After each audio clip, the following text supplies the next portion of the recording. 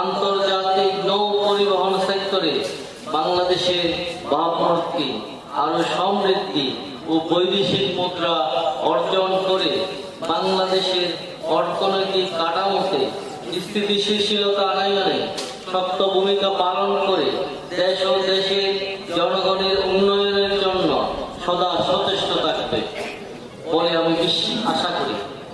প্রিয় ক্যাডেটবৃন্দ, তোমাদের পরবর্তী কর্মজীবনে বিশ্বের অনেক দেশ গমন করার এবং বিশ্বের বিভিন্ন জাতিগোষ্ঠীর সাথে কাজ করার সুযোগ থাকবে। বিশ্বের দরবারে তোমরাই হবে বাংলাদেশের যোগ্য প্রতিনিধি। আমি আশা করব তোমাদের সততা, দক্ষতা ও নিষ্ঠার মাধ্যমে বিশ্বের দরবারে বাংলাদেশের সুনাম ও মর্যাদা বৃদ্ধি পাবে।